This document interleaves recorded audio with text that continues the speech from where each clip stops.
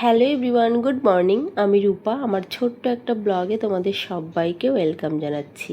এখন ঘড়িতে সময় হচ্ছে সকাল 9:55। এখন থেকে ব্লগটা স্টার্ট করলাম। সকাল থেকে কোনো কিছুই তোমাদের সাথে শেয়ার করতে পারিনি, যদিও মেয়ের আজকে টিউশন ছিল না, তবুও তোমাদের সাথে সকালের কোনো কাজই শেয়ার করতে পারিনি। কেন জানো? আজকে ঘুম থেকে উঠতেই অনেকটা লেট করেছি। 7:10 ঘুম ভেঙেছে। তারপরে হুটোপাটা করে উঠে মেয়েকে ফ্রেশ করিয়ে দিয়ে ওকে একটু খাইয়েছি। তারপরে আমার বাসি নাইটিটা চেঞ্জ করে কোনো রকমে ঘরটা ঝাড়ু দিয়ে দুয়ারে একটু জল দিয়ে চা বানিয়েছি। চা বানিয়ে আমরা সবাই খেয়েছি। খাওয়ার পরে সেই যে যুদ্ধ শুরু হয়েছে, সকালের আশিবাসি কাজ সেগুলো তো সারতেই হবে, কেননা মেয়ে তো স্কুলে যাবে, তাই না? এবারে আমাদের চাটা খেয়ে উঠতে উঠতে এদিকে প্রায় 8টা বেজেই গেল। 8টার পরে আর কতটা কি করতে পারবো বলো? জামা কাপড় ছিল সেগুলো ভিজিয়ে মেশিনের মধ্যে দিয়েছি, দুঘরের বিছানা তুলেছি, ঘর ঝাড় দিয়েছি, মুছেছি। জানোই তো প্রচুর কাজ থাকে। সে সমস্ত কাজ বাজ সেরে স্নান করে উঠে আলু সেদ্ধটা মেখে মেয়েকে ভাত দিয়ে দিয়েছি আর ওর টিফিনটা রেডি করেছি। টিফিনে আজকে অন্য কিছু করে দেওয়ার কথা ছিল, তবে সেটা করে উঠতে পারিনি, সময় হয়নি, তো ওই জন্য ম্যাগিটাই বানিয়ে দিয়েছি। তবে ভাতটাও আজকে আমি রান্না করিনি, কেননা ওই দিকে কাজবাজ সারতে সারতে অনেকটা লেট হয়ে গেছিলো। স্নান না করে ভাতটাও বসাতে পারছিলাম না, ওই জন্য মেয়েকেই বলেছিলাম যে তুই আলু ভাতে ভাতটা বসিয়ে দে। একেবারে ভাত করে নিয়েছি, একেবারে এই কারণেই করেছি, বর চলে গেছে অনেক দূরে কাজে, খেতে আসবে না, এসেও খাবে না। মেয়ে স্কুলে চলে যাচ্ছে, ওর আস্তে আস্তে 4:30 4:45 বেজে যায়, এসে অল্প একটু ভাত খাই। দুপুরবেলা আমি শুধুমাত্র ভাত খাবো, তবে তরকারি তো করতেই হবে। দুবার আলু সেদ্ধ দিয়ে ভাত খাওয়া যাবে না এই গরমের দিনে। তো মেয়ে এসে খাবে, দুপুরবেলা আমি খাবো। তবে তরকারি রান্না করার সময় হবে কি না আমি বুঝতে পারছি না। আগে বাজারে পাঠাতে হবে, আজকে মাছ আনাবো আর একটু সবজিও আনাবো। অনেক কটা দিন হয়ে গেছে এক তরকারিই ভাত খাওয়া হয়, জানো তো। দু তরকারি করার মতো সময়ই হয় না। এই কটা দিন তো শরীর খারাপ নিয়েই কেটে গেল, কোনো কিছু রান্নাবান্না তেমন করতে পারিনি, এক তরকারি কোনো রকমে করেছি। যদিও বা এখন একটু সুস্থ হয়েছি, ওই 100%-এর মধ্যে 25%-এর মতো সুস্থ হয়েছি। তবে তরকারি তো রান্না করে খেতে হবে বলো, শরীরে তো সব রকমের ঘাটতি রয়েছে, ভিটামিন, ক্যালসিয়াম, প্রোটিন, সব কিছু। শরীরে এগুলোর ঘাটতি পূরণ করতে হলে আমাকে তো ভালো মন্দ খেতে হবে, তবে খাওয়াই হয়ে ওঠে না। নিজে বানিয়ে তারপরে খাওয়া, কিন্তু এই যে এই ছোট্ট মেয়েকে নিয়ে পেরেই উঠি না।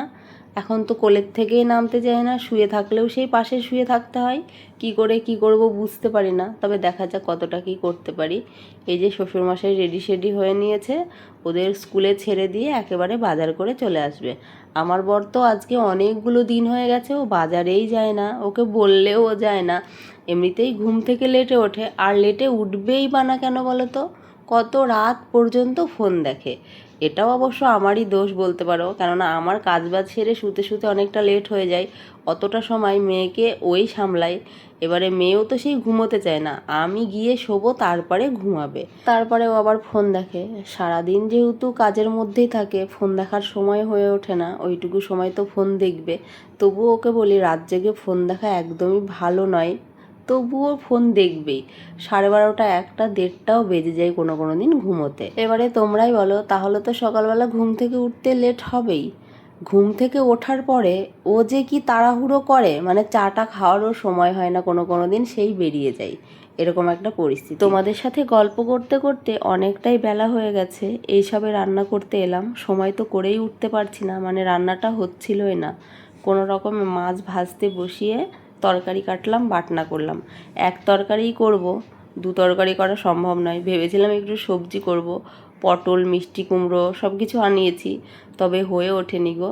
আমার মেয়ে কিছুতেই খেলা করছে না, কিছুতেই ঘুমাচ্ছে না। মেয়ে চলে যাওয়ার পরে অনেকটা সময় নিয়ে ওকে বসেছিলাম, ঘুমানোর চেষ্টা করলাম, কিন্তু আমি শুয়ে থাকলেই ও ঘুমোচ্ছে, আমি উঠে গেলে আর ঘুমাচ্ছে না, এরকম একটা পরিস্থিতি। কোনো রকমে রান্না করে শ্বশুরমশাইকে মাছের ঝোল দিয়েছি, আর আমি এই দেখো নিয়ে খেতে বসেছি। খাবারটাও এখন তাড়াতাড়ি খেতে হয়, ধীরে স্থিরে স্বাদ বুঝে খাওয়ার মতো সময় আমার কাছে নেই। তবে জানো তো, আমি একদম তাড়াতাড়ি খেতে পারি না, তবে সবটাই এখন অভ্যাসে পরিণত হয়ে গেছে। মা হয়েছি না, কত কিছু যে স্যাক্রিফাইস করতে হয় কি বলবো, একমাত্র যারা মা হয়েছে তারাই বোঝে। খেয়ে উঠেই ভাবলাম থালাগুলো ধুয়ে নেব, সেটাও হলো না। মেয়েকে ঘুম পাড়িয়েই খেতে বসেছিলাম, হুটোপাটা করে খেয়ে উঠে ভাবলাম থালাগুলো মেজে ধুয়ে গ্যাস ট্যাসগুলো মুছে নেব, সেটা আর হয়ে উঠলো না। তোমরা তো দেখলেই, যেই বাসনগুলো মাজতে যাব ঠিক সেই মুহূর্তেই মেয়ে উঠে গেল। আবার বেশ কিছুটা সময় ওকে নিয়ে ঘোরাফেরা করলাম, তারপরে বর আর মেয়ে একসাথেই বাড়ি ঢুকেছে। মেয়ে স্কুল থেকে এসে ফ্রেশ ট্রেশ হয়ে ও নিজেই ভাত তুলে নিয়ে খেলো, আর আমার বর এসে স্নান টান করে একটু মেয়েকে কোলে নিয়েছে, ওই 2-5 মিনিট মতো কোলে নিয়ে তারপরে ও ওর জায়গায় বেরিয়ে গেছে। ওর তো প্রচুর কাজ থাকে, নতুন করে আর তোমাদের কি বলবো, কাজ না থাকলে ও কিন্তু বাড়িতে থাকে না। এমনিতে ওর কাজ থাকেই, বুঝতেই পারছো, একলা হাতে সমস্তটা সামলাতে হয়, কাজ না করলে কিভাবে বা চলবে আমাদের। শুধুই ওর ওপরে রাগ করি, আবার পরেক্ষণেই ভাবি ওর ওপরে রাগ করা আমার একদমই উচিত নয়, কেননা ও তো কাজের মানুষ, কাজ না করলে আমাদের সংসার চলবে না। তো তবুও কোনো এক জায়গায় গিয়ে মনে হয় জীবনটা যেন অসম্পূর্ণ, সম্পূর্ণ নয়। আমাদেরও তো মনে হয়, আমার যেমন মনে হয় যে বরের সাথে একটু সময় কাটাবো, বাচ্চাদেরও মনে হয় যে বাবার সাথে একটু থাকবো, কিন্তু সেটা আমাদের না হয়ে ওঠে না। সেই যে রাতের বেলা বাড়ি ঢোকে 9টা 9:30টার পরে, তখন খাওয়া দাওয়া করে সবাই সবার মতো ঘুমিয়ে যায়। কে কখন কার সাথে সময় কাটাবে তোমরাই বলো। একটু তো মনেও হয় যে কোথাও একটু ঘুরতে যাব সবাই মিলে, সেটাও হয়ে ওঠে না। এক কথায় বলতে গেলে আমাদেরকে সময়ই দেয় না আমার বর। বউ বাচ্চাকে দেওয়ার মতো সময় ওর কাছে নেই। তবে হ্যাঁ, মানুষ চেষ্টা করলে সব কিছু পারে। আমার মনে হয় ও চেষ্টাই করে না। চলো, এসব ভেবে দুঃখ পেয়ে লাভ নেই। এমনিতেও আমি সত্যি কথা বলতে ঘুরতে একদমই পছন্দ করি না, তবে কোনো সময় বাচ্চারা যখন আবদার করে, মানে আমার বড় মেয়ে বলে চলো না মা কোথাও একটা গিয়ে ঘুরে আসি, আমার বড় মেয়ে ভীষণ ভালোবাসে ঘুরতে, তবে আমি ঘুরতে একদমই পছন্দ করি না। তো ওর কথা ভেবেই সময় খারাপ লাগে। যাকগে, বাদ দাও ওসব কথা। কিছু কাজ করে নিয়েছি, হাফ বাসন মেজেছি, হাফ বাসন এখনও মাজতে পারিনি, রেখে দিয়েছি। এখানে বেশ কিছু ড্রেসপত্র ছিল যেগুলো ভাঁজ টাজ করে নিয়েছি। ভাঁজ টাজ করে আরও কিছুটা সময় মেয়ের সাথে কাটালাম, তারপরে এসেছি রান্নার দিকে। এখন 8টা 20 বাজে, এখন এলাম রান্না করতে। এই যে সবজি করব বলেছিলাম তোমাদের, তখন তো আর হয়ে ওঠেনি, ওই জন্য রাতের বেলায় সবজিটা করলাম। পটল দিয়ে, মিষ্টি কুমড়ো দিয়ে, আলু দিয়ে একটু ঝাল করে, যাতে লুচির সাথে খাওয়া যায় আর কি। লুচি খেতে আমার খুব ভালো লাগে। যখন আমার ছোটো মেয়ে পেটে ছিল তখন তো খুব ভালোবাসতাম, মানে প্রায় দিনই কিন্তু লুচি করে খেতাম।